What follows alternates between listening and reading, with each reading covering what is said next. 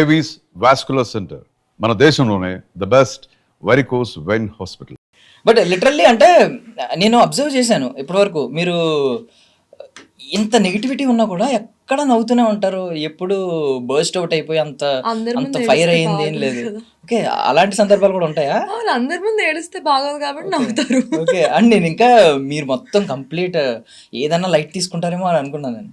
అంటే అలవాటు అయిపోయింది basically first of all. So ఆ నెగిటివిటీని తీసుకున్న లైట్లే, అనుకునే వాళ్ళు అనుకుంటారులే ఏదో ఒకటిలే అని చెప్పి వదిలేస్తా. బట్ స్టార్టింగ్ లో చాలా హర్ట్ అయ్యి ఏడ్చి అన్నీ అయిపోయిన తర్వాత ఈ రోజు ఇలా నవ్వు.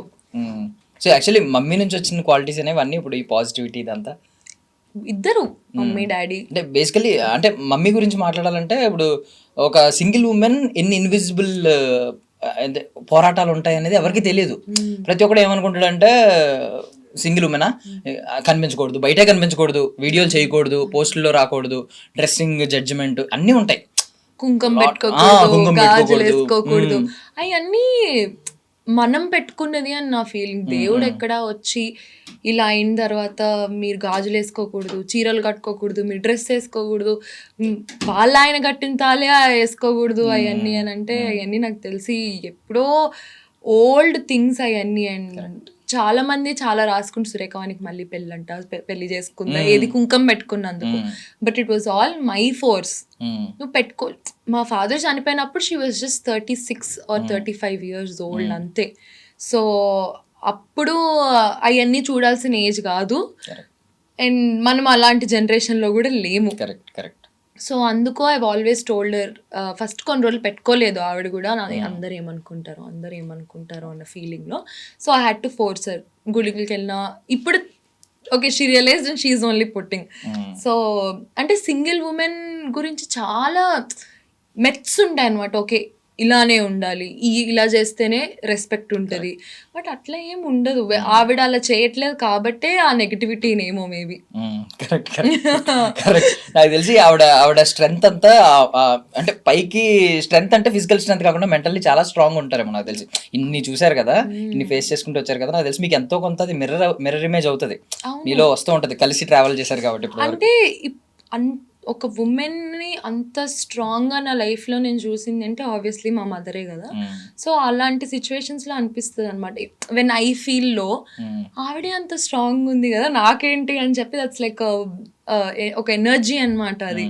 సో అంత స్ట్రాంగ్గా ఉండడం కూడా ఇస్ వెరీ గ్రేట్. స్టిల్ ఆ కమెంట్స్ వినిపిస్తున్నాయా, లైక్ అమ్మ కూతురు కాకుండా అక్క చెల్లి ఇంటర్వ్యూలో వినిపిస్తున్నాయి. మీరే అన్నప్పుడు ఇంకా బయట ఎందుకు అన్నారు, అది ఇంకా ఇట్లా గో అని. మేబీ నాకు పెళ్ళై పిల్లలు పుట్టినా కూడా అంటారేమో. మీకు ఒరిజినల్ రిలేషన్ ఏంటంటే మదర్ దేవుడిచ్చిన రిలేషన్, ఈ రక్త సంబంధం కాకుండా మీరు ఎలా ఫీల్ అవుతారు మీ మదర్ పేరు వినగానే, మీ మదర్ కనిపించగానే? బెస్ట్ ఫ్రెండ్ అంటే మోర్ దెన్ బెస్ట్ ఫ్రెండ్. ఇప్పుడు నా మనిషి అని కొంతమంది ఉంటారు కదా, అది అంటే అమ్మ కాదు, బెస్ట్ ఫ్రెండ్ కాదు, అది పేరు పెట్టలేని బంధం అనమాట. అంటే ఎవ్రీథింగ్, అంటే అన్నీ, ఇంకా నాకు అన్నీ, నేను కూర్చొని ఏడవాలన్నా, ఏదైనా ఫస్ట్ హ్యాపీ విషయం చెప్పాలన్నా, anything it's her. Okay, so actually చెప్పడం మర్చిపోయాను, అమరావతికి ఆహ్వానం అనే సినిమా ద్వారా ఇవిడ ముందు లాంచ్ అయిపోయారు. సో వచ్చేసారనమాట, వచ్చేస్తున్నారు. సో మా ఐ డ్రీమ్ కూడా ఇవిడికి ఆహ్వానం పత్రిక పంపితే వచ్చి కూర్చున్నారు. సినిమా గురించి చెప్పాలి కాబట్టి ఏ సినిమా ప్రమోషన్స్ అనేది 13th మీ అందరి ముందు ఒక రోజు ముందే వస్తున్నారు. మీ లవ్ ని ముందే చూపించేయండి, వ్యాలంటైన్స్ డే చూపించండి ప్లీజ్ ప్లీజ్. ఏంటి ఆ రోజు ఏంటి, హగ్ డే ఏదో ఉంటది అనుకుంటే, ప్రపోజ్ డేనా 13th అంటే ఏదో ఉంటుంది. మాకైతే అమరావతికి ఆహ్వానం డే. యా, బట్ ఎప్పటివరకు ఎప్పుడైనా వ్యాలంటైన్స్ డే సెలబ్రేట్ చేసుకున్నారా? మమ్మీతోనే. ఎలా ప్రపోజ్ చేస్తారు మీ మమ్మీ? ప్రపోజ్ మీన్స్ అంటే మీ లవ్ ని ఎక్స్ప్రెస్ చేయడం, ఎలా ఎక్స్ప్రెస్ చేస్తారు ఎప్పుడైనా? అలా ఏం లేదు, నార్మల్ గా ఇద్దరం ఐ లవ్ యూ చెప్పుకుంటాం అంతే. అది ఎక్స్ప్రెస్ చేసి ఏమో, యాక్చువల్లీ నాకు ఇప్పటివరకు బ్రెయిన్ లో కూడా లేదు. బట్ జనరల్గా మనం చేసే యాక్షన్స్ బట్టే కదా, ఇట్స్ నాట్ లైక్ వన్ డేలో మీరు చెప్పేది. అంటే మదర్ కనే కాదు, అది మీ బాయ్ ఫ్రెండ్ అవని, హస్బెండ్ అవని, if they really love you, అది ఎట్లా అంటే అది ఒక్క సింగిల్ డేలో ఎక్స్ప్రెస్ చేసేది కాదు కదా. So I think Valentine's day something stupid.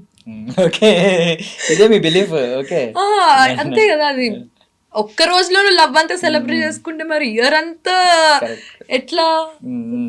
So నాకు ఎందుకో మీనింగ్లెస్ అనిపిస్తుంది వ్యాలంటైన్స్ డే. ఓకే, అంటే మీరు అన్నారు మోర్ దెన్ ఏ బెస్ట్ ఫ్రెండ్ అన్నారు కదా. ఓకే, మీ లవ్ అనుకోండి for suppose, but more than A best friend అంటే మనం బేసికలీ బెస్ట్ ఫ్రెండ్ దగ్గర మనకి ఫిల్టర్స్ ఉండవు, ఏ షిట్ అన్నా మాట్లాడేయచ్చు, ఏదన్నా చేయొచ్చు. బట్ మదర్ దగ్గరికి వచ్చేసరికి నిజంగా మాట్లాడలేం, కొన్ని ఉంటాయి ఫిల్టర్ వేసుకోవాల్సినవి, కొన్ని ఉంటాయి. ఏమి ఉండదు మీకు, నో ఫిల్టర్సా, ఏదైనా మాట్లాడేస్తారా? ఇప్పుడు సపోజ్ ఒక అబ్బాయి నచ్చాడు, అలా రోడ్డు మీద వెళ్తుంటారు అండ్ బాగున్నాడు, ఇద్దరం కలిసి అనుకుంటాం బట్ బాగున్నాడు. If we go out somewhere and somebody is actually looking nice, అమ్మ చూడు బాగున్నాడు, మా అమ్మ కూడా ఇంటి చూడు బాగున్నాడు. వాట్ ఇఫ్ ఇద్దరు బాగున్నాడు అంటే ఇద్దరు బాగున్నాడు అంటే బాగున్నాడు అంతే. జస్ట్ స్టాక్ చేద్దామని సరదాగా అనుకుంటారా? కొంచెం స్టాక్ చేద్దాం, తెలియకుండా కొంచెం అబ్జర్వ్ చేద్దాం, కొంచెం ముందుకు వెళ్దాం, అక్కడ దాకా వెళ్ళి చూద్దాం. ఆ ఛాన్స్ మాకు ఈ మొహాల వల్ల దొరకలేదు. అండ్ సురేఖవాణి కూతురు అనేది ఏమన్నా స్టార్టింగ్ లో కొంచెం ఇబ్బంది అయిందా? బికాస్ మీకు అంటూ ఒక ప్రైవేట్ లైఫ్ అనేది ఇబ్బంది ఫస్ట్ నుంచి లేదు, సో ఏమన్నా ఇబ్బంది పడ్డారు స్టార్టింగ్? అంటే ఇంటర్లో చేయాల్సినవన్నీ, కుర్రతనాల్లో చేయాల్సినవన్నీ చేసినప్పుడు గుర్తుపడతారు కదా, సురేఖవాణి కూతురు, అదిగో సురేఖవాణి కూతురు. Are if I travel somewhere కొన్నిసార్లు, అదిగో సురేఖవాణి వాళ్ళ కూతురు సుప్రీత అన్నప్పుడు నేను ఏదైనా చెయ్యాలనుకున్నా కూడా ఆగిపోతాను అనమాట. సో అది ఆల్వేస్ చిన్నప్పటి నుంచి అది ఉన్న బౌండరీనే. బట్ చిన్నప్పుడు ఎవరైనా గుర్తుపట్టలేదు, because I was not on social media. Social media వచ్చిన తర్వాత అందరికి నా మొహం తెలియడం వల్ల అది కొంచెం ఎట్లా అయిపోయిందంటే కీ అయిపోయింది నాకు, ఇలా తాళం వేసేసుకొని పెట్టేసుకున్నాను. బట్ బిఫోర్ దట్ ఏమన్నా ఇలాంటివి మమ్మీకి తెలియకుండా బంకులు కొట్టడం, స్కూల్ బంక్, కాలేజ్ బంక్ కొట్టి సినిమాలకు వెళ్ళడం, ఇలాంటివి ఏమన్నా జరిగినాయా? ఏదైనా మమ్మీకి చెప్పేవారా నిజంగా? అంటే ఫస్ట్ ప్రాబ్లమ్ వస్తే ఆవిడే కదా సాల్వ్ చేయాలి. అంటే ఇప్పుడు టీనేజ్ లో ఓన్లీ చేసింది ఏంటి అంటే నైట్ టైం కార్ తీసుకొని బయటకు వెళ్ళిపోయేవాళ్ళం. మమ్మీ పడుకుంటది కదా, సో మమ్మీ పడుకున్నప్పుడు నైట్ ఇప్పుడు మా జనరేషన్ స్నీక్ అవుట్ చేసి అలా కార్ రైడ్ వెళ్ళేసి వచ్చేవాళ్ళం. అదొకటే. అది తర్వాత మొన్న చెప్పాము, దొరకలేదు ఎప్పుడు? లేదు లక్కీగా. ఓకే, మధ్యలో లేచినా పడుకుని ఉంటది అనుకునేవారేమో, మధ్యలో లేవలేదేమో. అంటే మీరు మేబీ ఎర్లీగా వచ్చేయడం, వెంటనే కరెక్ట్ గా 4:30 కల్లా వచ్చేదాన్ని.